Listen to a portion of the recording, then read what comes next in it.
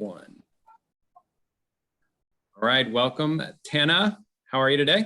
Hi, Jason. It's a beautiful summer day today. In the Northeast Ohio area, and we got blue skies. So today is another book chat. Let's sit down and chat about good books. We love doing that. Yeah. And today we're going to be doing a book a little bit differently, because usually we bring books up that have influenced us tremendously and then talk about them. Whereas this one, we decided to go ahead and do the book review on this one before even reading the book. And then we read it, and now we're going to talk about it. At least the main points that kind of really resonated with each of us. By Greg McKeown, his follow-up book to it may be a cult classic. I think it is. Yeah, for the productivity nerds out there. But man, oh man, it's amazing. So his first book was Essentialism, and he just released his next book, Effortless. And so that's what we are going to talk about today. Yeah. And so following in our standard format, I've highlighted some notes at a high level, and then we'll just kind of, rap about each of those and see if it resonates with anybody else. Just again, helping with understanding and helping to integrate it into us and you and anyone who might listen to this, right, to really find that balance and get that effortless life with high output, meaningful output. That's where we're targeting. So before we jump in, what do you think, Tana? Anything at a super high level before we hit into the bullet points you wanted to say? Yeah. So one of the main quotes of the book is, Greg is obviously an essentialist because he is the author of Essentialism, but he found out that even when you're an essentialist, he said, what does one do when they've stripped their lives down to the essential and it's still too much? And that is the point of Effortless.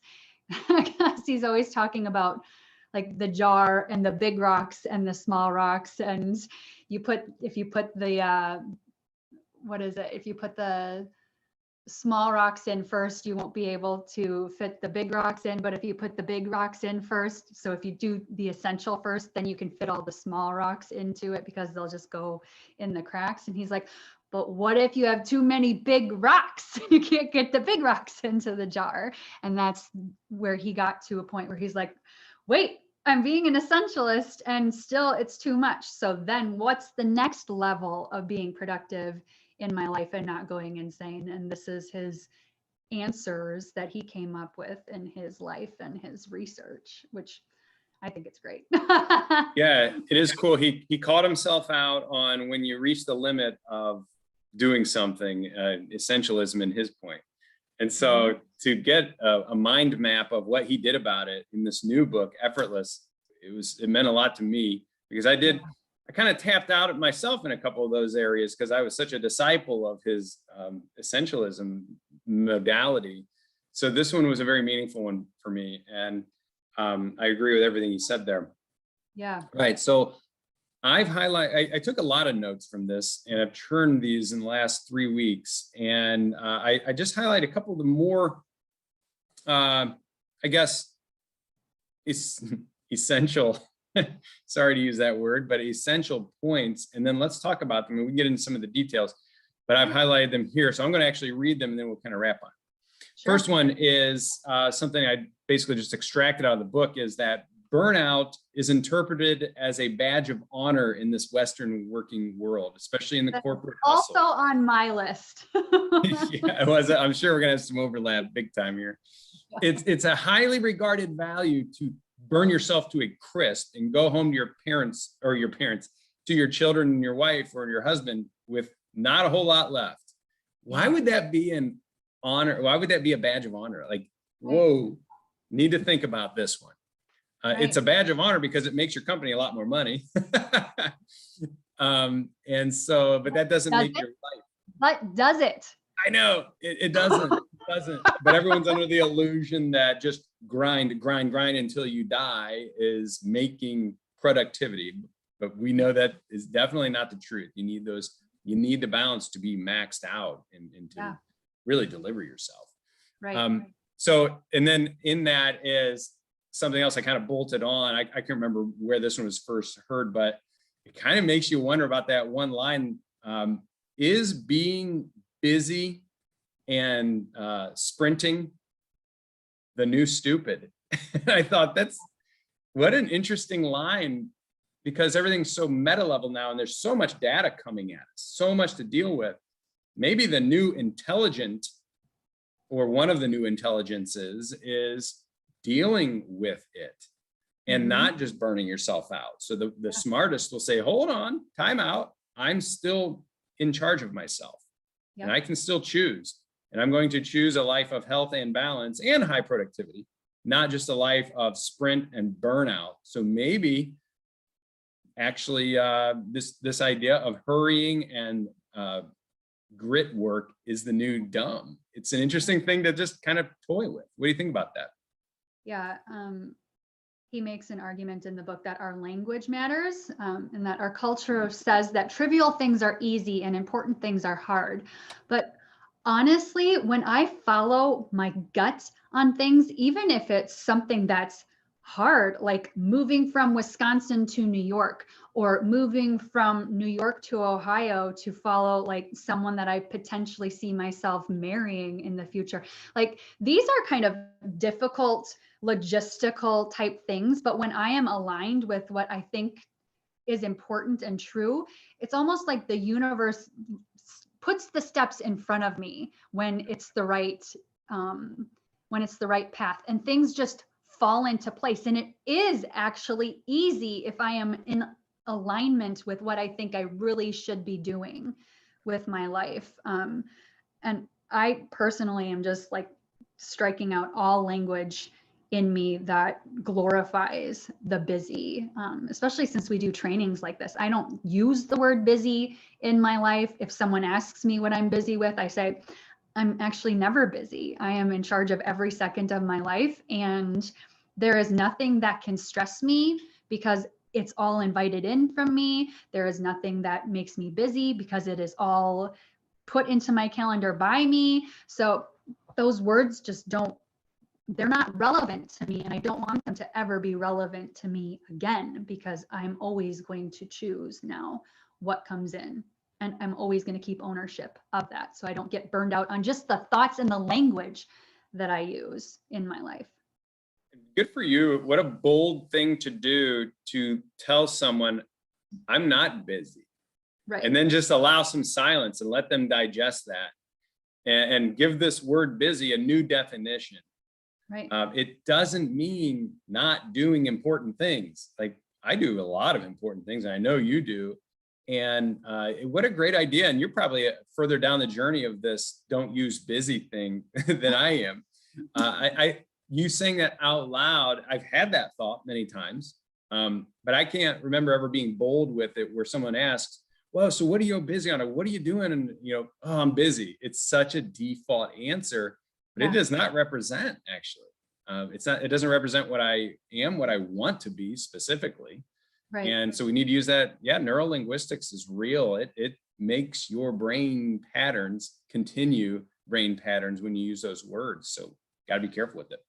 And when you hear someone speak like that, it gives the hearer permission to themselves not feel like they need to be busy. Because I don't think people talk to me and I say, I'm not busy. I'm doing everything that I want to do in my life, and it's just effortless because it's all stuff that I want to do. It gives them permission to then not feel like they need to say they're busy all the time. And then there's just this trickle effect where not everybody feels like they have to hit like a medical emergency in order to slow down in their lives, because so many people, like, they just churn it and burn it until their body just says like, F you. And that's the only way that they stop. Like, some people literally, they work so hard that they almost need to be sick so that they have some time to recover. It's the weirdest thing. And I don't know why you would even allow that to be. I'm raising a son, and I'm not going to ever allow him to think that he needs to go that hard in his life. I'm going to teach him how to listen to his body and to what his body is telling him, and go with that, and never think, even when he's just out of school, that you have to churn and burn and work all nights, like all hours of the night. That's not something you need to do in your life. And the more people abandon that thought, the less everybody else is going to feel pressure to do it. Yes. And why did we fall into that as a Western culture? Well, it's the cultural narrative is why. You were born in it. You saw it on TV. You saw the movie stars playing roles that you're like, whoa, that's really cool. And look at that life and the superstars. And so we were just born into this life that busy is where it's at. And you got to hustle until you die. It's gritty, gritty, grit, grit, grit all the way to the end. Whereas Greg McKeown in this book, Effortless, is now waving a bit of a different flag and said, hey, Grandpa was right in his era. Like they had to do things differently. They didn't have certain leverage technologies that you have. They didn't have certain conveniences that we all have. Like we, you know, if you were born in the United States in the last like 40, 60 years, yeah, you were born with a pretty big silver spoon in your mouth. And if you don't believe that, then head over to somewhere in Central Africa and spend about a week and then come back and let me know how big the silver spoon actually is. Yeah. But Grandpa, who is in the farms, you know, great grandpa, let's say even great grandpa, where this grit and you just have to do, they were actually dealing a little bit with survival still. Yeah. Whereas we're dealing with optimization, you know, in terms of how the context of this book is written. And so he kind of says, hey, the anecdote to this, here's kind of what we want to do is instead of just gritty crushing everything on the task list, even the big boulder, the important stuff, instead do a consistent, slow, deliberate, effortless drip on the important things that matter. Right. And you got to give yourself a little bit of time because time still matters. Instead of just constantly grinding as fast as you can, worn out, and you didn't know if they were big boulders or small boulders. You just kind of kept going. This one is identify a couple of the really, really juicy big boulders you want to tackle in your life, and then slowly, deliberately drip on them. And that's kind of where the effortlessness shift happens. Yeah. And the rock, you know, water just slowly trickling did form the Grand Canyon. The same thing happens in your life. Like just make it consistent, make it intelligent, and kind of get rid of the old narrative that only hard work and brutal grit get you to the top. Right. It's just a little bit of a myth in our current era. We have new technologies that we can leverage. We have a modality of thinking where we can get up above it and analyze our thoughts and realize that we are not actually our thoughts. We are not our stories. We are not our wins. We are not our losses. We're the selector of these things. Yeah. And we have the convenience to think about this stuff that our ancestors didn't, because they were a little bit more in survival mode, and that's legit. That was their fight. Now we get to stand on the shoulders of our ancestors and have a far more intelligent conversation with ourselves. Right. And so that's really what the essence of this book is about, is slow it down, get up above it, look at it, decide. Don't just get up and start sprinting based on your narrative anymore. Right. Yeah. He says, do not do more this week than you can recover from this week. That's good. Which, I mean, there are some days when I sprint really hard. Like if my son is at my in-laws house and I've got a lot that I want to try and get done in the next couple of days, I'll often like load it onto that day because I know that the next day I'll kind of be able to chillax with him when I'm with him and just kind of do more resting type stuff. But I always make sure that if there is a full on day, that there is a rest day coupled with it so that my time is evening out, because it's so important. So important. And that gets into that point in the book where he talks about this perpetual load theory. Yeah. Where, you know, there's only literally so much your human brain can do. And there are neurological reasons and biological reasons for this. The amyloid beta builds and you can't think as clear. You can't think as fast. You think less accurately. This is measurable, real science. So he claims that once fatigue kicks in, the things with the highest emotional value wins and gets your attention instead of the most essential things that move your life in the direction you want. So basically, in essence, priority goes right out the window when you're tired. Right. You're just like, I don't know, just give me it. I'll just do it. Give me a cup of coffee. And that's no life. And so your recovery, what you're saying, don't do more than you can recover from in that week, or even I like when he also said in a day. I kind of like the day by day one, because you could stack several days and kind of be in a situation where you would need a dang week to recover. We've For all sure. been there. But what an interesting idea, this perpetual load theory. Don't let yourself get to fatigue where priorities and decisions go out the window and emotions win. Right. Because an emotional, action-driven life, that's not going to be, you're not going to want to deal with that. That's not. No. At some point, everybody gets to a point, and it's for some people, it's a medical emergency, but everybody gets to a point where they're like, nah, my body physically cannot do this. And I think it's important for people to say, you don't have to be in your 40s and 50s and be in the hospital to decide that. You can decide that when you're 15, like that you're just never going to get to that point. I decided that early on. I went to New York and worked in the financial field, and friends all around me were like, oh, I stayed at work until 2 o'clock in the morning, blah, blah, blah. And I was like, I leave at 5 every day. People know that they have me from 8 a.m. to 5 p.m. And during those hours, I'm going to bust it. And I've got a foolproof system that makes sure that none of their stuff falls through the cracks. Yeah. We can help you with that foolproof system if you don't have one. And they just knew Tana's not going to be here after 5, but she does really darn good work the rest of the day. So get it to her when she's here. And every single time, even the most like snobby New York FAs that I ever had, they just respected that because I set my boundaries. Even when I was in my early 20s, they respected it because I did such a good job during the hours that I was there, and I let my boundaries be known. So it's not essential that you have to burn every end of every wick. And it's just not, it's not something you have to fall into. Yeah. The border setting, it sounds like you did awesome work in an environment in New York City, in a financial firm, right, in Manhattan, where right. You're probably dealing with the most aggressive alpha male, toxic shadow male For sure. archetypes that exist on the planet. And you kept your border. So, hey, everyone, whoever hears this, look at this woman on the screen here. She did something phenomenal and stuck to it. Yep. If she can do it there, you can do it anywhere. Anyone can. Sure.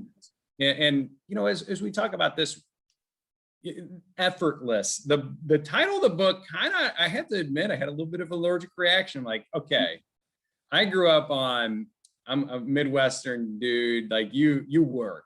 That's how things get. That's how shit gets done. Let's face it. Effortless. After I read the book, I now know what he means. He is not talking about eliminating the mundane things, and a lot of what we all do is gritty work. He's talking about cutting and pasting as much as you can out of those things if they're not really moving the dial, but they're still going to be mundane to deal with. And he talks about how you need to ritualize the mundane. Right. Eliminate the drudgery of it, eliminate the narrative around it, and make it fun. You know, he told some funny stories where he used to dread these one kind of particular phone calls he used to have to make, until one day he tried something different. He's like, you know what? I'm going to get in the hot tub and just kind of lay back and enjoy it. And actually I'm going to decide to kind of have fun with these phone calls. And I'll joke a little bit on them where usually it was just drudgery. Mm-hmm. So we can't jump in the hot tub and work 8 hours a day. I get that. But you can pause and say, oh, here's that feeling again. And I hate doing this. And then say, okay, I'm going to change that narrative now. The neurolinguistics have had their say for many decades now. Now I'm actually going to put on this one kind of music that I enjoy when I do this TPS report or whatever you're doing. And I'm going to just start changing this. So it's an intention, and it's an appreciation that this is part of my job. And I do enjoy the benefits of my job. I get revenue from this. I get a life out of this. So it's worth it. I know why I'm doing it. So let's go ahead and just have fun. I mean, it could be way worse, you know? Mm-hmm. And so I just love that he addresses that. This isn't about getting rid of some of the crap that we have to deal with. It's about changing the narrative and being deliberate about having to deal with this and doing it from a different emotional state, choosing to do it that way. Right. Yeah. He asks himself before each of his project, what if this essential project could be made easy?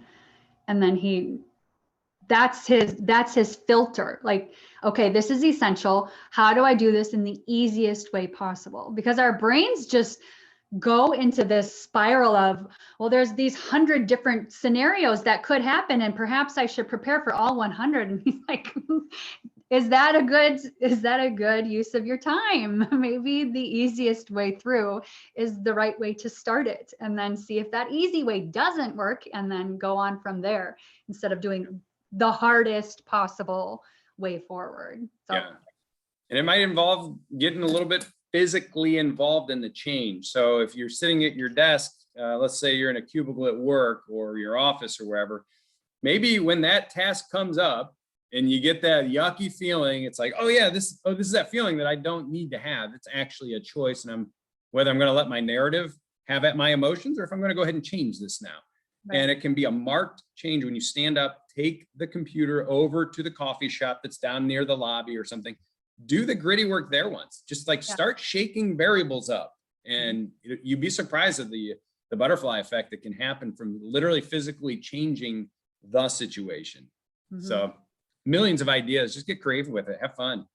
Yeah, getting all of your senses involved and seeing if there's something. Like, we just added a blog to our website about joy stacking, which is kind of like this. It's like, is there something that you could have listen to? Is there something that you could smell? Is there something that you could eat? Is there a place you could physically be that would heighten this to a different level and make it not such a drudgery in your life? And just playing with that, and then noticing the times when you do change it and it's like, oh yeah, that was effortless. And then noticing, okay, what were the conditions, and can I multiply them in other scenarios to make other things effortless? Right. And you get that it's almost like a meta level habit where once you get good at that, you're like, what else could I do? Right. And it floods in quick. Right. All right. I enjoyed this line. It's relevant to everything, but he says that us people tend to, the high producers, the ones that really want to do well for the company and our lives and our families, we get into the second mile. Really good, right? He says, but you need to stop doing that. Don't go the extra mile. Don't go the second mile until you have finished the first mile properly. Then you go the second mile. Yeah. And that really nailed me, because I'm Mr. Second Mile. Do the extra, make the extra call. When the fact is, if I were to stop and say, how did you do on the first mile, buddy? There would be times where I'd be like, yeah, wow, I really just left a sloppy first mile there, but I need to impress people. So I'm going to go ahead and go the extra mile. And now I'm off balance. The customers aren't happy. And I'm losing happiness. I'm losing joy in my life, because quality, a job well done, brings so much fulfillment. So I thought this was kind of a cool standalone. Don't go the extra mile or the second mile until you've properly finished the first mile. It's a cool little meta ask for yourself. Yeah. Yeah. We're not even going to be able to touch on all of the suggestions that he has in this book for ways to make things effortless. One of my favorites is setting upper bounds. Like, I'm going to write 1,000 words a day, or I'm going to leave the office by 5 p.m. every day. And making them manageable so that you're not failing every day. Like, you've got boundaries and you stick with them and you go with them. And he also says never less than X and never more than Y as his boundary setting. He's a writer, so these are very like writing specific sometimes things. He's like, I never can write less than this many words, and I can never write more than this many words, because the upper limit is also keeping him accountable to keeping things effortless. So he doesn't burn himself out there. So there's just, this whole book is just full of really great suggestions of how to, different ways to make things effortless, and that we can't touch on all of them. So we highly recommend getting the book. And Greg's just a cool guy. He is. One day, man, I hope I'm good buddies. You got to talk to him a little bit, didn't you? Like on a chat. Something. Yeah, he actually emailed me on Monday too. Oh, right. Look at you. Get us in. Have him invite us over to his English home. Let's go hang out. All right. And so really he I think in the book he said this. I don't remember this note came from something I heard or if he wrote it in here, but it goes back to the old military thing. Slow is smooth and smooth is fast. Mhm. And that's very much the case of effortlessness. You know, Right. that where I heard that was from Commander Mark McGinnis, the U.S. Navy SEALs. He was in charge of all Navy SEAL teams on the Eastern Seaboard before he retired. And I had the opportunity to train with him on some things. And he would say this often. He's like, hey, go, slow is smooth, smooth is fast. He would also say smooth is calm, or slow is calm, calm is fast. It's another way to look at this. It's that consistent drip on the stone that carves the canyon. And the Navy SEALs and the elites and the people who know how to really get things done when life and death is on the line, they go by this motto. So let's do it. It's better. It's easier. It's chemically easier for you. It's biologically better. And the results are way better. Or the elite special operations command community wouldn't be doing it because it's life and death. Like that's the ultimate measure in my book. They only do what really works and never minding who it impresses.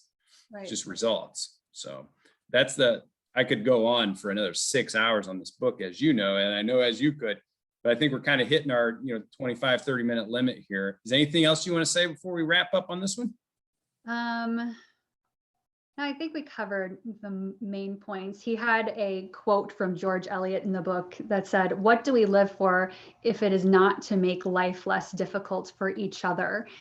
And just that's beautifully put, because I think we all are just trying to what you and I do is us trying to help people make their lives easier. And I think what everybody does for a profession and as a parent is to make the lives of people around them easier. So it was a beautifully distilled sentence of a lot of what we're trying to do with our lives. Well said. Well said. Way to put a little bow on top. All right. Thanks everybody at home. Good to have you tune in today. And we'll be launching the next book chat here within the next few weeks. See you then.